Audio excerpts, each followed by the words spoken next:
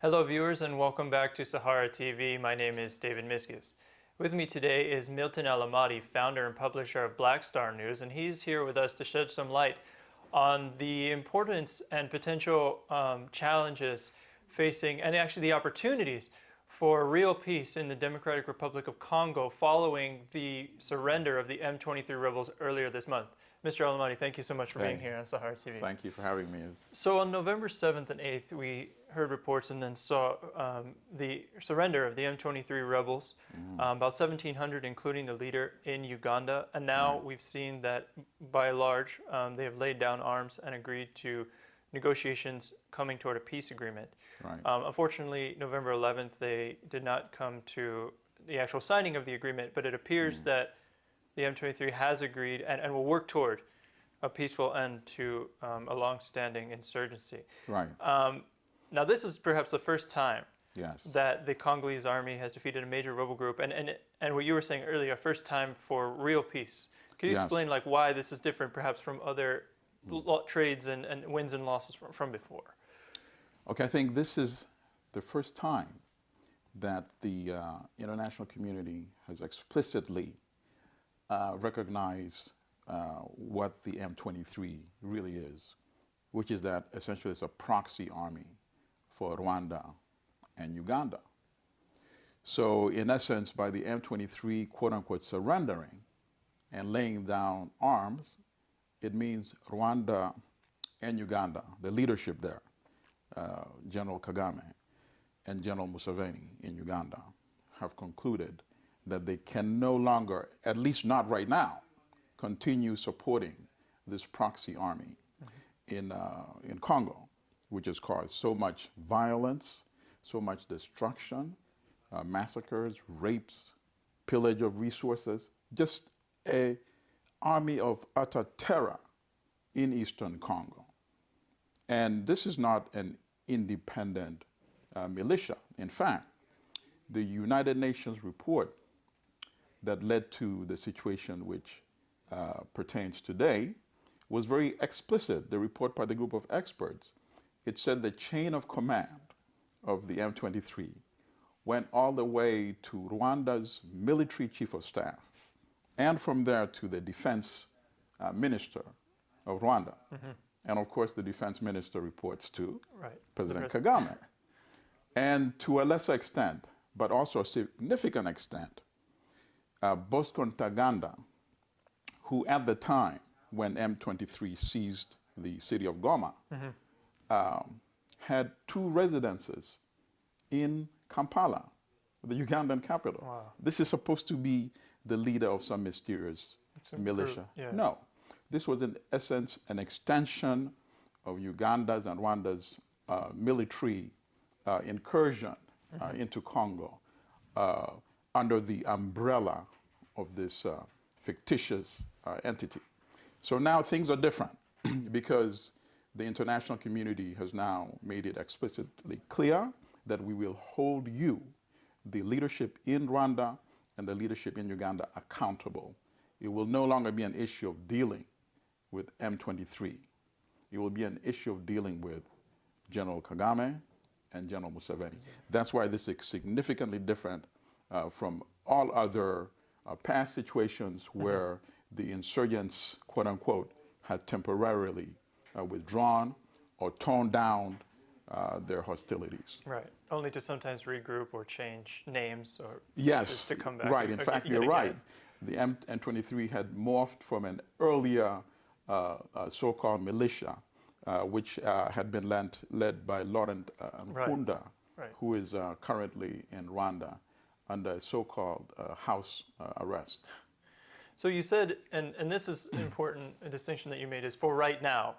It appears that Uganda and Rwanda are not going to interfere, at least for what the M23 peace negotiations are going on. But I mean, reports, and you alluded to some of them, have shown that specifically Uganda and, like you said, to a lesser, I mean, specifically Rwanda, to a lesser extent Uganda, have been involved in interfering and backing certain militias over the years since about 1996, even some reports. And of course, initially, some reports have that following the genocide in Rwanda in '94, and the fact that the FDLR formed out of some of the perpetrators of that Right. genocide, fled into the Congo. Right. And Rwanda has since, by these proxy militias, gone Right. after them. Right. And actually, the UN right now stated this intervention brigade stated that their next biggest target was the remaining FDLR Right. that still exists in Eastern Congo. Right. So, what needs to be done for a more permanent solution? We have this negotiation now, but like you said, right now they're Right. not involved. But what Right. permanent steps can be taken, maybe to ensure that they're kept out? Okay, a number of issues. First of all, to address the issue of the FDLR, in essence, parts of the Rwanda military that was defeated in 1994 when Paul Kagame seized power. And of course, as many people may not be aware, Paul Kagame's insurgency was supported from Uganda. So in other words, in Congo, they were actually trying to duplicate what had been successfully done in Rwanda. Right. When Kagame used to be the chief of military intelligence in Uganda's army. Many people forget that. And Museveni supported him by giving him part of Uganda's army to invade Rwanda in 1990. In 1994, the presidential plane was shot down. And now you have the theory is now gaining credence that in fact it was Kagame himself that ordered that plane to be shot down, knowing that the chaos would erupt and then he would march there as the hero and take power. So what happened is after the defeated army fled to the Congo, Rwanda for years had used that as an excuse to launch incursions into the Congo. Right. And for some years, that argument was entertained. But when it became clear that during the incursions, number one, a couple of things were happening. There were revenge killings, including of Hutus who could not have participated in the massacres, women, children, and the UN documented this very well in a so-called mapping report. So as of today, that argument that Rwanda is in Congo to go after rebels who might be dangerous to Rwanda's own security, that argument is no longer entertained. Right. The main source for the continued incursions from Rwanda and from Uganda was to carve out an independent state in Eastern Congo that would be pliant or loyal to Rwanda and Uganda's leadership, military and political leadership. Because as we know, that is one of the most naturally, richly endowed parts of Congo in terms of resources. Right. And as I mentioned earlier, it's not by accident that it is in Eastern Congo that we have all this violence and hostility, whereas Western Congo is relatively peaceful. peaceful. Yes. If Rwanda and Uganda, with the same type of leadership and regime they have today, were on the western side of Congo, that would be where the violence Right. and massacres and plunder would be focused on. So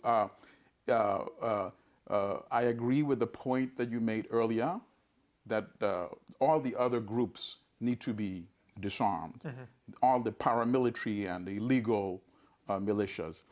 And that can now be done because the special brigade, the intervention brigade created by the UN, now has shown its capacity.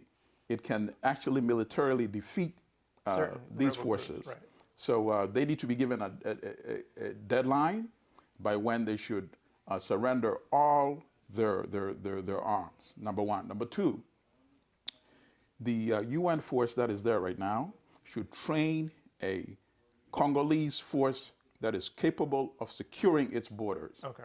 especially preventing any more incursions from Rwanda and Uganda, so that Congo can exercise sovereignty over the entire country and start developing that part of the country.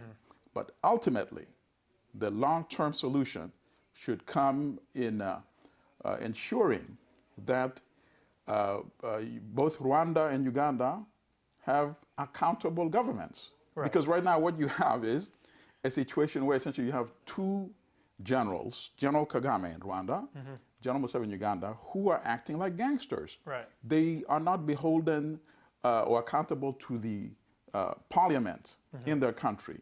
So they can wake up any morning and choose to order their military to invade Congo without any consequences. Right. So they need to have accountable governments, and obviously that can only happen if they have real, genuine elections in those countries.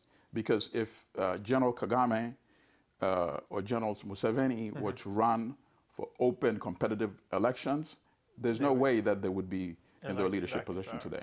And that would also be good ultimately for people in Rwanda, people in Uganda, and the Congolese, of course.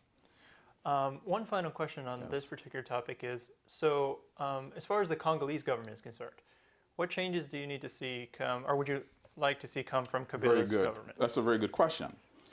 Because obviously, President Kabila has had the convenient argument of saying whatever shortcomings that you may see in my regime, any authoritarianism, any level of inadequacy or incompetence is because I'm dealing with these rebel groups in countries. Yes, being supported by two essentially wars of aggression from Rwanda and Uganda.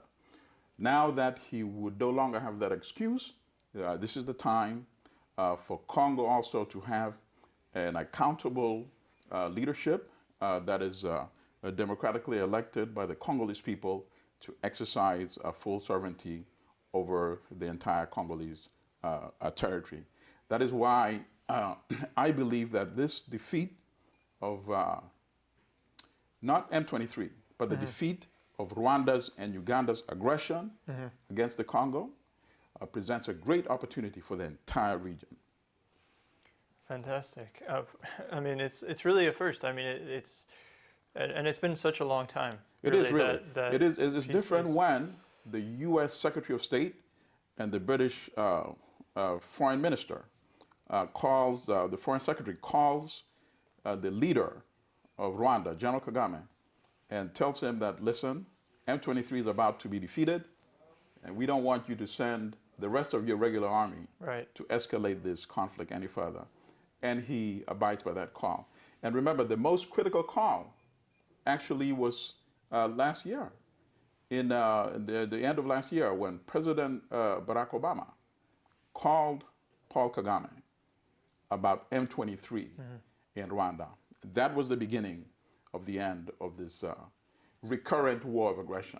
Yeah. Because when the U.S. president publicly calls you out like that, then the rest of the international community knows that you will now be taking accountability for whatever M23 does in Congo. Right. And just one final question. Yes. In Uganda, there's been increasing reports that there's significant pressure ramping up against General Museveni. What do you see happening, these pressures happening that perhaps weren't happening before? A number of things. He has relied on foreign sustenance, particularly from the United Kingdom and from the U.S., to sustain his regime for over 27 years now. So that now has changed, because now he's also being seen as the same way as Paul Kagame is being seen. Right. So this has emboldened the domestic opposition, who are now aware that he will not be getting the kind of support, blanket check, ignoring human rights abuses and suppression that he had gotten in the past. So now there are two questions. The next election, will it be free and fair election? Right. Unlike the past several elections that he has openly rigged and stolen. Is this an opportunity? Now, I think he's smart enough to know that he would not be able to win an open election. Right. So between now and the next election, might he engineer some sort of domestic situation of instability that would allow him to do what he has hinted in the past, that the army in Uganda might take over power? Right. I think the people in Uganda remember the horrible history of military rule in Uganda, and I don't think they would stand for that. Many people are thinking that he might be gripped with some great wisdom between now and before the election, and step aside. And but knowing his militaristic tendency, that's something I would have to see to believe. Okay.